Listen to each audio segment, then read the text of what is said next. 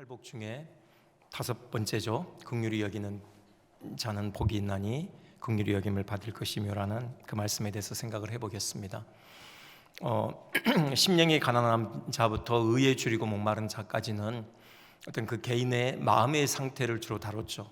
하나님과의 어떤 수직적인 관계를 주로 다뤘다면요, 이제는 그 마음이 외적으로 발현되어지는 것, 그래서 대인 관계에서 그 마음이 어떻게 나타나는지, 그것이 이제 다섯 번째부터 여덟 번째까지 이렇게 기록이 되어 있습니다. 그래서 오늘은 긍휼히 여기는 자, 이것에 대해서 생각을 하는데요, 먼저 주님께서 이 말씀을 선포하실 때 사실 팔복뿐만이 아니라 주님이 하신 말씀의 대부분이 다 그렇지만 당시의 시대 정신과는 역행하는 부분들이 있었죠. 그런 면에서 예수님의 말씀은 당시 사람들에게 낯선 부분이 있었습니다. 여기 긍휼히 여긴다, 이 긍휼이라는 단어도요 상당히 낯선 단어입니다. 이 당시 유대를 다스리고 있던 실질적인 권력은 로마에게 있었잖아요. 로마가 이 지역을 다스렸는데 그 로마의 시대 정신이라는 것은 긍휼이 아니에요. 그건 힘이죠. 힘의 원리에 의해서 통치하는 거였습니다. 그래서 용기, 정의, 힘, 이런 것을 숭상하던 사람들이죠. 그래서 로마의 한 철학자는 이 긍휼이라는 것을 영혼의 질병이다, 이건 연약함의 표징이다 라고까지 그렇게 얘기를 했다고 합니다. 그 로마의 법 중에 그 파트리아 포테스타스, 이 라틴어인데요, 파트리아는 아버지, 포테스타스 권세, 아버지의 권세라고 이름하는 그런 법이 있는데요, 그러니까는 로마의 그 가정의 가장인 아버지가 절대적인 권한을 가지고 있어요. 그 가족의 생명권을 쥐고 있는 거죠. 일례로 아기가 태어났을 경우에 그 아버지 양발 아래에 둡니다. 그 아버지가 보고 그 자녀가 살만하다 싶으면 허리를 숙여서 그 아이를 들어 올리는 거죠. 그러면 그 아이는 그 집에서 자녀로 합당하게 기름을 받습니다. 그런데 그 아버지가 보고서 그냥 가버리잖아요. 그러면 그 자녀는 바로 내다 버리는 겁니다. 어떤 이런 절대적인 권한을 행사하고 있던, 그렇게 사람을 쓸만한 가치가 있는지 없는지 어떤 그것에 의해서 사람을 평가하던 그런 철저하게 힘의 원리가 지배하던 그 사회가 바로 로마 사회죠. 그 지배를 받고 있던 유대에도 만만치 않아요. 사실 유대의 시대 정신은 뭡니까? 유대 사회에 그것은 율법주의죠. 율법주의라는 것은 긍휼보다는요 정죄와 비난, 이 우선하는 어떤 그런 정신입니다. 일례로 사람들의 불행을 이렇게 바라볼 때 어떤 긍휼보다는 어떤 정죄와 어떤 비난의 그런 눈으로 바라봤잖아요. 우리가 살펴보았지만 날 때부터 소경된 자, 그에 대한 시각이 뭡니까? 사람들의 시각이요, 제자들이 예수님께 질문하듯이 저가 저렇게 날 때부터 소경으로 난 것은 자기의 죄입니까? 아니면 그 부모의 죄입니까? 이렇게 물어볼 정도로 당시 사람들의 어떤 불행에 대한 시각은 정죄입니다. 긍휼이 우선이 아니에요. 이런 시대 정신을 갖고 있던 그 사회를 향하여서 예수님께서 예수님을 따르는 예수님의 백성이라면 마땅히 긍휼을 우선해야 된다, 지금 긍휼의 그 덕목에 대해서 복이 있다라고 선언을 하시고 있는 겁니다. 오늘 우리가 생각해 볼 것은 과연 예수님께서 말씀하신 이 긍휼히 여김, 그것의 실체가 무엇인가에 대해서 먼저 좀 생각을 해보겠습니다. 여러 글들을 봤어요. 이 긍휼과 관련된 원어도 그렇고 히브리어도 그렇고 헬라어도 그렇고 여러 이렇게 글들을 보면서 딱 한마디로 정리가 되는데요, 그게 뭐냐? 긍휼이 뭐냐? 그것은요 자기 동일시요. 그러니까는 어떤 사람이 있을 때 그 사람을 긍휼히 여긴다, 그건 뭐냐? 그 사람과 나를 동일시 여기는 겁니다. 내가 곧 그 사람의 입장에 서보는 거죠. 그 사람이 지금 당면하고 있는 그 처지에 내가 같이 서는 겁니다. 이것이 긍휼이라고 할 수 있어요. 여러분 그 영어로 그 남의 입장에 서본다, 그걸 그렇게 표현하죠. 타인의 신발을 신어본다. 그렇죠. 그 신발이라는 것은 그 한 인생 전체를 담고 있는 거잖아요. 어떤 그 사람의 어떤 깊은 애환을, 삶의 애환을 그 신발이 담고 있는데 그 신발을 신어볼 때 비로소 그 사람의 입장을 이해할 수 있다, 이런 의미일 텐데요, 그런 거죠. 긍휼이라는 건 뭐냐? 내가 다른 사람이 되는 겁니다. 그럴 때 두 가지 반응이 있을 수 있어요. 하나는 뭐냐? 하나는 그 사람을 이해하는 거예요. 그리고 또 하나는 뭐냐? 그 사람을 공감하는 겁니다. 그게 그거 아니냐? 물론 그럴 수 있죠. 하지만 오늘은 약간 결을 달리해서 이 두 가지를 좀 생각해 보려고 해요. 하나는 그 사람을 이해하는 거고요. 또 하나는 그 사람의 아픔에 공감하게 되는 거예요. 먼저 이해요. 긍휼의 여김이란 뭐냐? 그것은 진정한 이해에서 비롯된 용납이요. 이해할 때 우리는 그 사람을 용납하게 되어져요.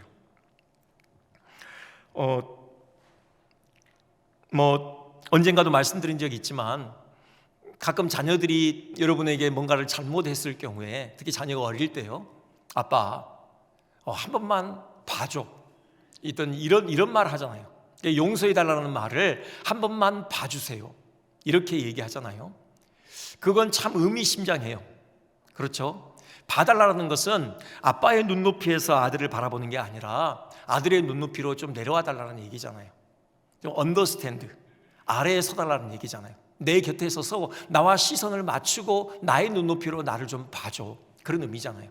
그게 언더스탠드, 곧 영어로 이해하다잖아요. 그렇게 아이의 눈높이로 내려가서 아이의 시선으로 아이를 바라볼 때 그 아이가 이해가 된다는 거죠. 왜 그렇게 행동할 수밖에 없었는지 이해가 되고요. 그럼 어떻게 됩니까? 용납이 되는 거죠. 그 아이를 마음으로 품게 되어져요. 네가 이래서 이렇게 행동할 수밖에 없구나. 네가 지금 세상을 바라보는 눈은 지금 이 정도구나. 그렇기 때문에 네가 지금 네 삶을 결정하는 데 있어서 최선의 선택은 이것일 수밖에 없었겠구나. 이해가 되고요. 그러면은 용납이 되는 거죠. 용서가 되는 거고 아이를 진정으로 품어줄 수 있게 되는 거잖아요. 그래서 프랑스 격언에는 모든 것을 아는 것이 모든 것을 용서하는 것이다 라는 이런 격언이 있다고 합니다. 혹시 여러분 주변 사람 보면서 혹시 이런 말 하신 적 없으세요? 내가 당신을 이해해 보려고 노력하는데 도무지 이해가 되지 않습니다. 네, 저도 가끔씩 제 아이에게 했던 말입니다. 정말 아빠는 네가 이해가 안 된다 라는 그런 말을 했는데 거기에는 정죄가 담겨 있죠. 그러니까 내가 이렇게 생각하는 것이 정답이에요. 네가 지금 생각하는 것은 틀린 거야 라는 어떤 그런 정죄, 그래서 네 생각을 좀 돌이켜야 된다라는 어떤 그런 강요, 그게 담겨 있어요. 난 도무지 네가 이해가 안 된다. 이번에 이 말씀을 준비하면서요, 제가 참 깨달은 것은 제가 회개했습니다. 그것이 얼마나 교만한 말이었는지, 제가 가지고 있는 어떤 그런 이것이 정답이다라고 생각하는 그 정답에 비추어 봤을 때 자녀의 생각이 틀렸고, 그렇기 때문에 그 생각을 시정해 주기 위해서 난 참 네가 이해가 안 된다 라고 말했던 것이 얼마나 교만이었는지, 하나님 앞에서 하나님이 그러는 저를 보실 때 얼마나 어처구니 없으셨을까. 나는 네가 정말 이해가 안 된다 라고 그렇게 말씀하실 것 같아요. 그럼에도 불구하고 하나님 뭐라고 하시느냐, 나는 그래도 널 이해하기 위해서 얼마나 많은 일을 했는 줄 아느냐 라고 그렇게 말씀하시는 것 같아요. 그렇죠. 우리는 하나님 앞에 형편없는 자들이죠. 하나님이 가지고 계시는 그 정답에 우리는 한참이나 미치지 못한 그런 생각으로 우리는 여전히 그것이 정답이냐 이 땅을 살아가고 있잖아요. 하나님 보실 때 정말 도무지 이해가 안 되죠. 우리의 사고방식, 우리의 어떤 행동 방식, 이해가 안 되는 부분이 많죠. 근데 하나님께서는 우리를 이해하시기 위해서 예를 쓰셔요. 그게 증거가 뭐냐? 그분이 친히 인간의 몸을 입고 이 땅에 오신 거잖아요. 아까 언더스탠드라고 그랬는데 정말 그분은 우리 곁에 서셨어요. 단지 하나님으로만 서신 것이 아니라요, 그분이 우리와 똑같은 인간의 몸을 입고 이 땅에 오신 것이죠. 그래서 우리와 똑같은 처지가 그분이 되신 겁니다. 진정으로 그분은 언더스탠드 하신 것이에요. 그렇게 해서 우리를 이해하시는 거예요. 단지 곁에 서시는 것만이 아니라요, 진심으로 우리를 이해하셔요. 히브리서 4장 15절 말씀 이렇게 되어 있죠. 우리에게 있는 대제사장은 우리의 연약함을 동정하지 못하실 리가 아니요 모든 일에 우리와 똑같이 시험을 받으시니로되 죄는 없으시니라 그랬습니다. 모든 일에 우리와 똑같이 시험을 받으셨대요. 그냥 우리 곁에 서신 정도만이 아니라요, 실제로 우리가 당하는 그 시험에 그분이 동참하신 거예요. 그래서 비로소 경험으로 우리를 이해하시는 거죠. 이렇게 하셨어요. 그렇기 때문에 나의 허물을 참아주시는 거죠. 그리고 그 허물을 덮어주시는 거예요. 그러기 위해서 그분이 친히 십자가에 피 흘려주시는 거죠. 내가 마땅히 서야 될 그 십자가의 자리까지 그분이 대신 서시는 거죠. 내가 마땅히 받아야 될 그 죄의 값을 그분이 대신 치르시는 겁니다. 그렇게 해서 우리의 허물을 덮어주시고 우리를 품어주시고 용납해 주시고 하나님의 자녀 삼아주시는 것이죠. 여러분, 이 하나님의 이 은혜, 이 긍휼하심, 이걸 생각할 때 감히 우리가 어느 누구에게 난 당신이 도무지 이해가 안 됩니다, 이렇게 어떤 비난 섞인 그런 말을 감히 우리가 내뱉을 수 있을까? 그럴 수 없을 것 같아요. 하나님이 우리를 이해해 주셨다면 우리가 이해 못할 사람이 누가 있겠습니까? 고작 우리는 사람일 뿐인데요. 여러분, 그것이 긍휼히 여기라는 주님의 말씀이에요. 우리가 그 사람의 처지에 서보고요, 그래서 그 사람이 왜 그렇게 행동하는지, 왜 그렇게 말하는지, 왜 그렇게 살아가는지 이해하라는 거죠. 이해할 때 우리는 품을 수 있다는 겁니다. 그 허물을 덮어줄 수 있고요, 우리는 용납해 줄 수 있고 그 영혼을 위해서 우리가 진정으로 기도해 줄 수 있다는 겁니다. 주님께서 십자가에서 이런 기도를 드리셔요. 하나님께 기도하시던 중에 누가복음 23장 34절이죠. 아버지, 저들을 사하여 주옵소서, 자기들이 하는 것을 알지 못함이니이다. 그래요. 로마 군병들 예수님을 못 박는 데 있어서 전혀 양심의 가책이 없이 잔인하게 그냥 무차별적으로 그렇게 못 박았죠. 그걸 즐겼어요. 그 사람들을 예수님이 품으시는 거예요. 예수님을 십자가에 못 박으라고 소리쳤던 그 군중들, 그리고 지금도 십자가에 달려있는 예수님을 향하여서 네가 하나님의 아들이면 한번 거기서 내려와 봐라, 네가 하나님의 아들인 것을 한번 증명해 봐라라고 그렇게 조롱하며 소리치고 있는 그 무리들, 그들을 위하여 예수님께서 기도하셔요. 아버지, 저들을 사하여 주옵소서. 근데 그렇게 품을 수 있는 이유가 뭐예요? 뒤에 나오죠. 지금 저들은 자기들이 하는 것을 알지 못함이니이다. 이해하신 거예요. 왜 저들이 저렇게 행동할 수밖에 없는지. 물론 그들의 마음이 완악해서이죠. 한편에서는 그 완악함으로 말미암아서 그들이 무지하기 때문이에요. 그들이 영적으로 무지하기 때문에, 그들이 십자가에 못 박고 있는, 그들이 십자가에 못 박아도록 넘겨주신 예수님이 하나님의 아들이시고 그렇게 대신 십자가에 달리신 것이 그들의 저주를 대신 짊어지기 위함임을 그들이 알지 못하는 그 무지 때문에 지금 그 일을 행하고 있는 것이죠. 예수님 그걸 이해하셨어요. 저들이 몰라서 저러는 겁니다. 저들이 무지해서 저러는 겁니다. 아버지, 저들을 용서해 주십시오 라고 그렇게 말씀하시는 거잖아요. 이해할 때, 진심으로 이해할 때 우리가 용납하고 용서할 수 있다는 것, 이 주님의 기도를 통해서 우리가 다시금 확인하게 되어지죠. 그 주님이 우리를 향하여 주님이 품고 계시는 주님의 마음이죠. 스데반이 이걸 이해했던 것 같아요. 스데반이 그렇게 돌로 쳐 죽임을 당하면서 그 사리를 가지고 자기를 향하여 돌을 던지고 있는 그 사람들, 저들의 죄를 저들에게 돌리지 마옵소서 마지막 간구하고 그가 생을 마쳤는데, 그렇게 한 그 이유가 뭔지 이 예수님의 기도 때문에 이해가 돼요. 그거였구나. 스데반도 알았던 거죠. 그들이 이해가 됐던 거죠. 그들이 왜 자기를 향하여 돌을 던질 수밖에 없는지, 그 영적인 무지 때문에, 자기들이 지금 뭘 하고 있는지를 알지 못하는 그 영적인 무지 때문에 지금 저렇게 행하고 있다는 거. 아버지, 저들의 죄를 저들에게 돌리지 마시옵소서. 저들이 뭘 하고 있는지 지금 모르고 있습니다. 그렇게 이해하기 때문에 그들을 품어줄 수 있었다. 그 스데반의 그 용서의 기도가 이해가 되더라고요. 여러분, 우리가 그런 마음을 품었으면 좋겠습니다. 우리가 정말 형제의 처지에 우리가 서범으로 인해서, 우리가 정말 언더스탠드 함으로 인하여서 그 사람을 이해하게 되어지고, 그래서 그 사람을 품게 되어지고, 우리가 정말로 그 사람을 위해서 축복하고 무릎으로 섬기는 참된 긍휼을 베푸는 그런 삶을 우리가 살아갔으면 좋겠습니다. 두 번째로는요, 그렇게 자기 동일시가 이루어질 때 아까 공감이라고 그랬죠. 공감하게 되어져요. 그 상대가 가지고 있는 아픔, 그 애환, 그 슬픔, 그것이 무엇인지 공감하게 되어져요. 여러분, 그 예수님께서 사마리아 사람에 대한 비유를 하시잖아요.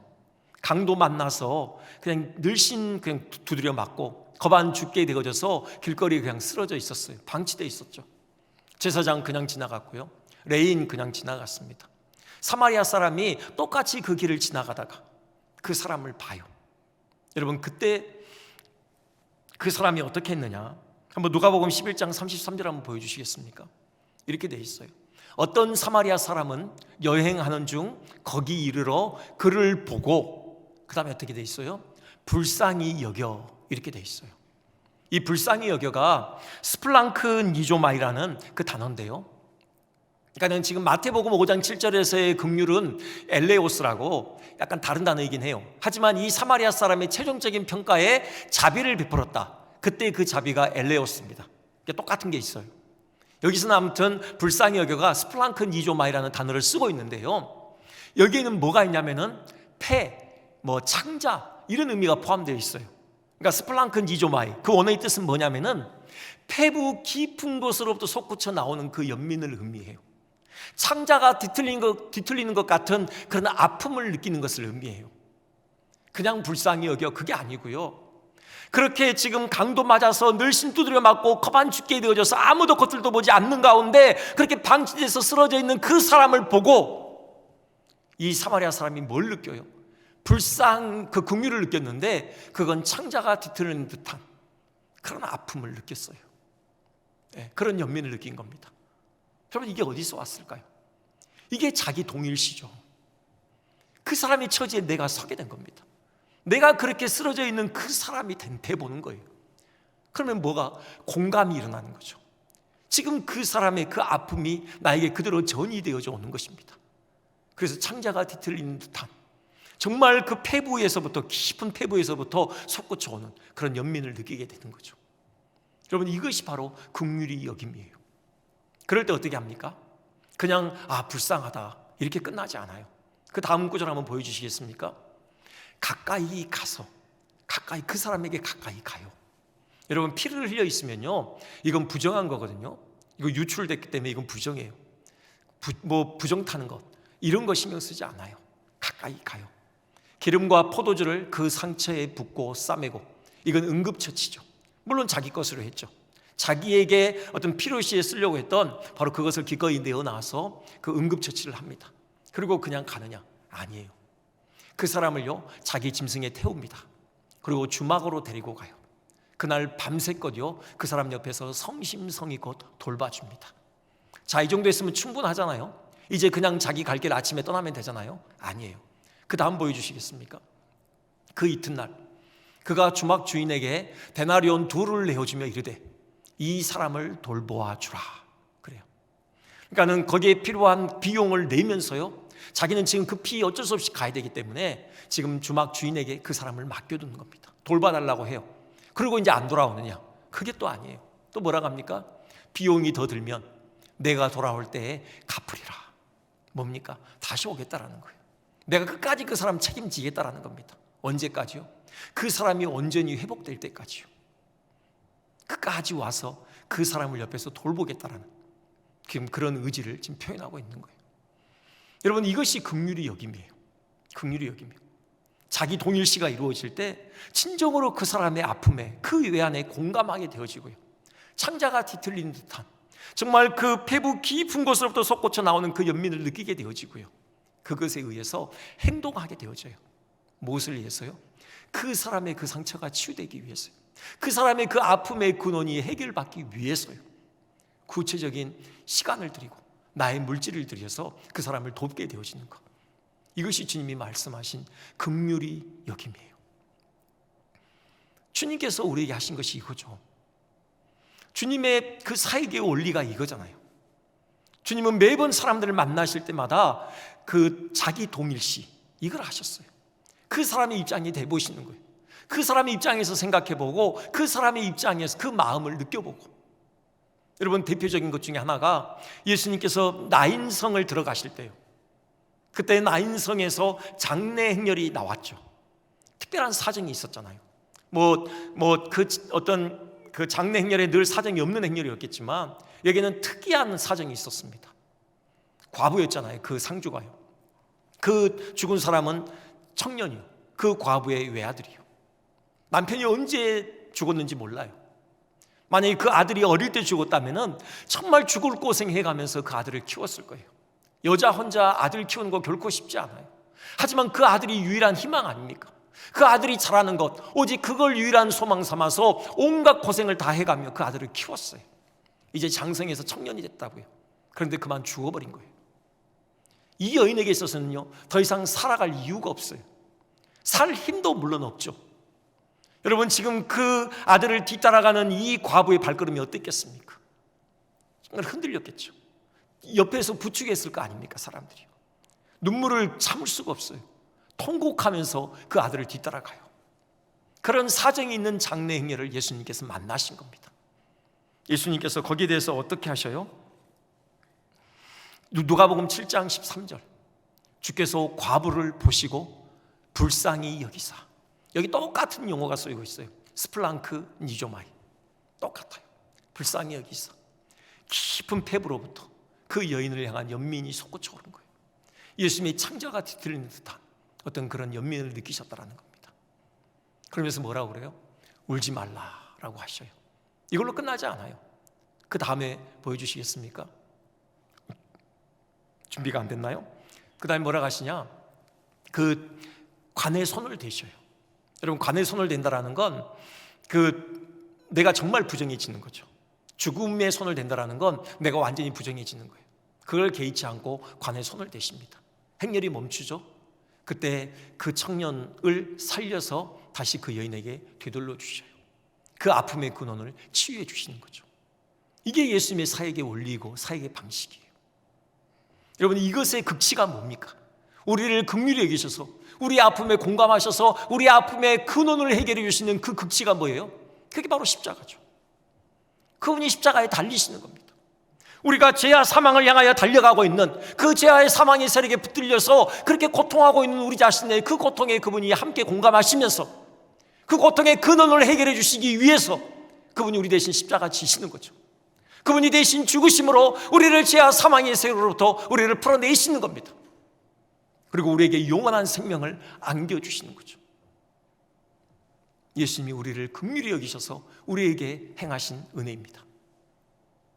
여러분, 이 은혜를 받았기 때문에 우리도 누구든지 우리가 이 긍휼을 베풀 수 있는 거죠.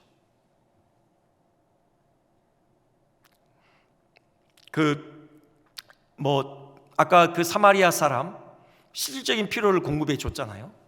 여러분, 우리가 이웃에게 베풀 수 있는 최고의 긍휼이 뭘까? 생각해 보면 역시 영혼 구원이겠죠. 유다서 한번 보여주시겠습니까? 유다서 1장 22절에요. 이런 권면을 하고 있습니다. 유다가요, 어떤 의심하는 자들을 긍휼히 여기라, 그렇게 되어 있습니다. 저기 의심하는 자들이 뭡니까? 믿음이 있지만, 그리스도인이지만 아직 그 믿음이 온전치 않은 사람들이죠. 여러분, 그런 사람들을 긍휼의 눈으로 바라보라는 겁니다. 나는 믿음이 있어, 너네 그렇게 믿음이 없어, 이런 시각이 아니라요, 내가 그 사람의 입장이 돼보는 겁니다. 그가 정말 믿음을 더 견고히 갖고 싶은데 흔들리는 그 괴로움이 무엇인지를 같이 느끼라는 거죠. 그리고요, 그 사람의 믿음을 도우라는 겁니다. 여러분, 그가 말씀의 견고한 기초에 든든하게 세워지기까지 우리가 같은 마음을 품고 그 영혼을 섬기라는 거예요. 또 나가서요, 또 어떤 자를 불에서 끌어내어 구원하라, 또 어떤 자를 그 육체로 더럽힌 옷까지도 미워하되 두려움으로 긍휼히 여기라. 여기 불이 뭐겠습니까? 지옥불이죠. 여러분, 우리가 이 세상에서 가지고 있는 것, 여러분, 그것에 의해서 우리가 불쌍히 여겨야 될 자와 불쌍히 여기지 말아야 될 자를 판단하는 근거가 되지 않아요. 우리가 진정으로 영혼을 불쌍히 여겨야 될 근거가 뭐냐? 그 사람이 예수님을 안 믿고 있느냐, 믿고 있느냐, 이것이 기준이에요. 아무리 세상에서 많은 부유한 어떤 돈을 가지고 있다고 하더라도, 그가 아주 고급한 학식과 어떤 교양을 가지고 있더라도 그가 예수님을 믿지 않는다면 그는 지금 불을 향하여 달려가고 있는 사람이에요. 지옥불에 곧 들어갈 위기에 처해 있다는 거죠. 그런 눈으로 영혼을 바라보라는 거예요. 그리고 그 영혼을 불쌍히 여기라는 겁니다. 끌어내라는 거죠. 그 영혼을 위해서 기도하고요, 끊임없이 섬기고요, 복음을 전해서 어떻게든지 그 불에서 끌어내서 예수님 앞으로 인도하라. 이것이 우리가 이웃에게 베풀 수 있는 최고의 긍휼이죠. 주님께서 긍휼히 여기는 자는 복이 있나니 라고 하실 때요, 지금 그 말씀을 하신 거죠. 영혼을 불에서 끌어내는, 죄악 가운데 정말 그 옷이 더럽혀진 그런 삶을 살고 있는 자들, 그들을 긍휼히 여기고 그들의 옷을 그리스도의 옷으로 갈아입히는 어떤 이 은혜를 위해서 최선을 다해라, 그 말씀을 하고 계신 겁니다. 이 주님의 긍휼이 얼마나 그 긴지, 얼마나 신실한지를 우리에게 보여주는 또 구절이 있습니다. 여러분, 에레미야 예가 한번 보여주시겠습니까? 이렇게 말씀하죠. 여러분, 같이 한번 봉독해 볼까요? 네, 자, 시작. 여호와의 인자와 긍휼이 무궁하심으로 우리가 진멸되지 아니함이니이다. 이것들이 아침마다 새로우니 주의 성실하심이 크시도소이다. 아멘. 네, 주님의 인자는 무궁하시다, 주님의 긍휼은 무궁하시다라고 선포하고 있어요. 그래서 우리가 진멸되지 않습니다. 우리가 아무리 형편없이 살아도 우리를 향한 주님의 긍휼은 끊이지 않아요. 그래서 어떻게 합니까? 반드시 우리를 구원의 완성에까지 이끌어 가시는 거죠. 그리고 주님의 우리를 향하신 긍휼은요, 아침마다 새로워요. 매일매일 새롭습니다. 이 주님의 긍휼은요, 반드시 같이 가는 주님의 속성이 있는데, 주님의 성실이요, 주님의 성실하심이 크시도다. 여러분, 우리에게 지금 그런 긍휼이 부어지고 있어요. 우리는 그런 긍휼을 받고 있는 자들입니다. 여러분, 우리가 다른 사람에 대해서 긍휼을 베풀 때 어떠해야 되겠습니까? 그냥 한두 번 한 것으로, 그래, 이 정도면 충분하지 않아, 내가 너에게 긍휼을 베풀 만큼 베풀었어, 이제는 더 이상 no mercy, 이제는 긍휼 없어. 여러분, 그게 아니라는 거예요. 주님의 긍휼은 무궁하십니다. 아침마다, 매일 아침마다 새로워요. 성실이 함께 있는 겁니다. 여러분, 우리도 이웃에게 정말 긍휼을 베푼다고 할 때는 끊임없는 긍휼을 베풀어야 될 의무가 우리에게 있는 거예요.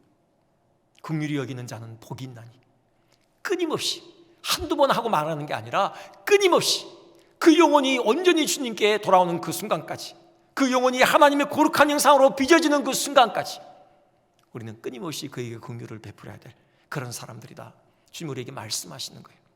마지막으로 한 가지만 간단하게 살펴보는데요, 그렇다면은 이렇게 긍휼히 여기는 자에게 주어지는 복이 무엇인가?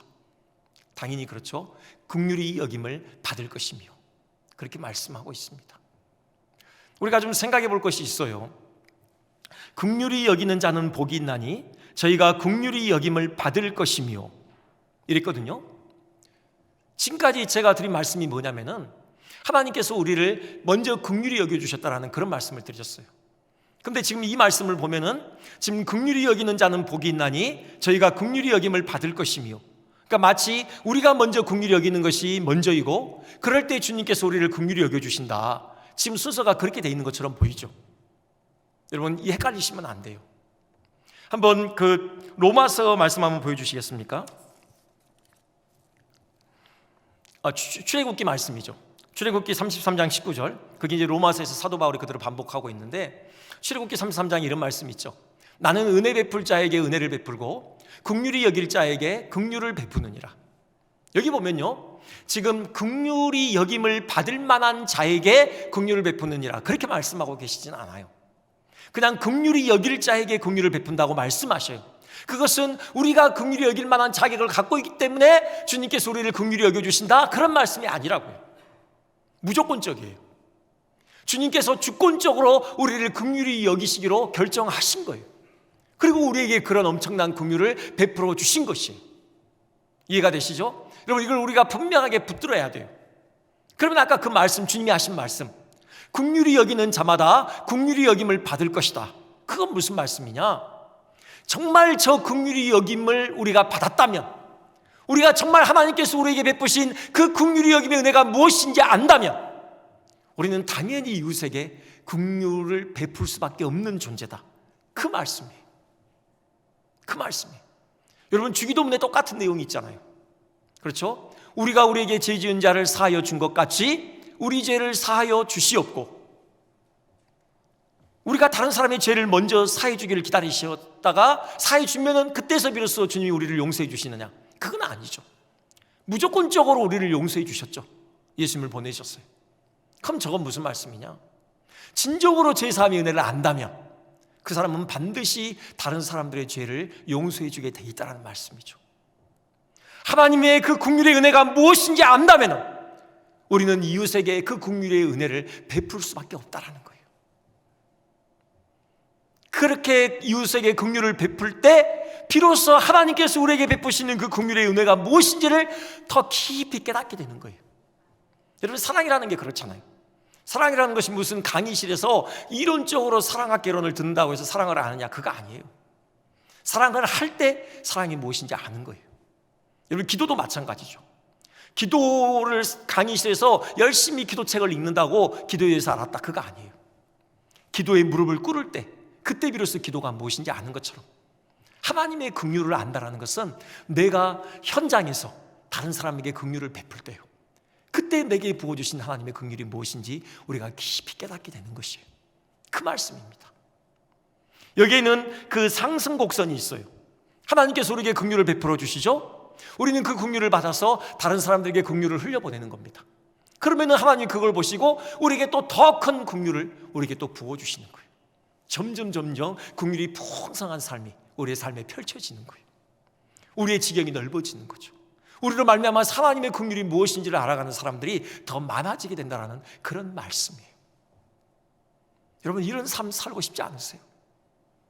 우리에게 하나님이 더 긍휼을 더 풍성하게 부어주심으로 더 많은 사람들이 우리의 그늘 아래서 하나님의 긍휼을 경험하고 치유되고 회복되는 그런 역사가 일어나는 삶, 이것이야말로 복된 삶이잖아요.